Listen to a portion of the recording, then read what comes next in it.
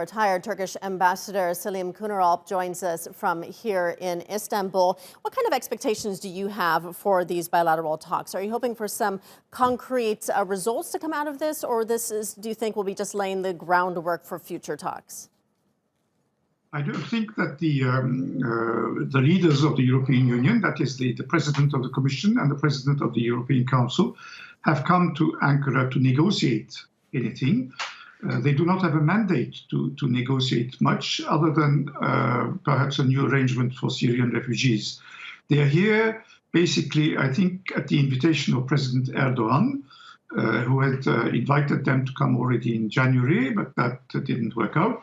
They're here, I suppose, to explain directly to him the nature and the content of the Council conclusions that were adopted about 10 days ago.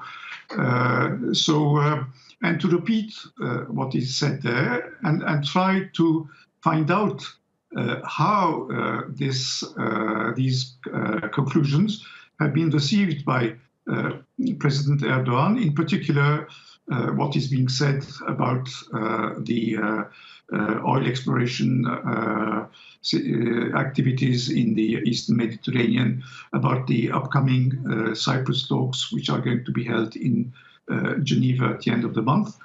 So I suspect that they've come here more to listen to him than to say anything which is not already contained in the Council conclusions. As we know, 2020 was a difficult year for relations between Turkey and the EU. What do you think needs to happen to repair relations between the two sides? Well, as far as the European Union is concerned, and that is quite clear, from the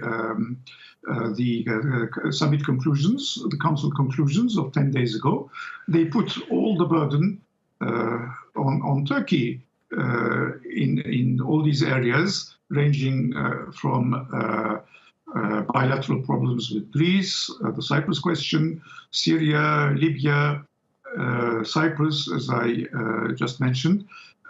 So in all of these areas, they expect movement to come from Turkey. And basically what they're saying is that they will not move until themselves, that is either in the area of the customs union, modernization of the customs union, or anything else. Indeed, when you look at the Council conclusions, there is no mention made at all of Turkey's accession process or visa liberalization or anything like that.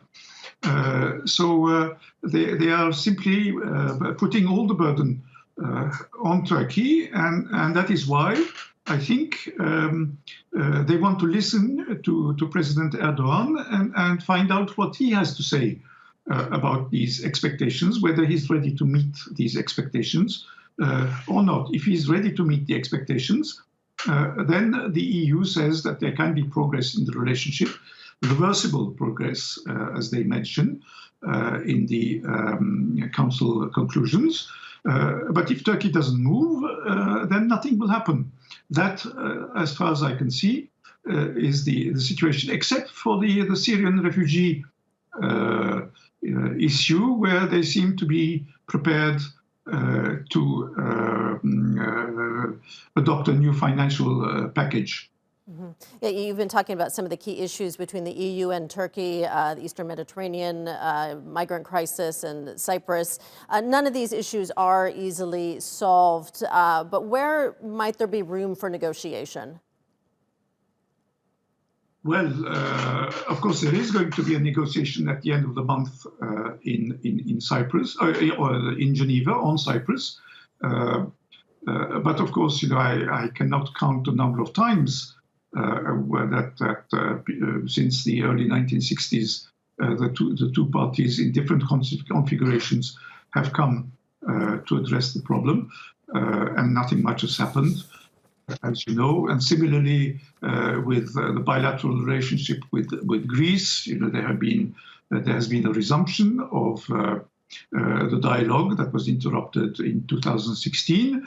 And there, I think 60 odd rounds of negotiation have been held. without any kind of outcome.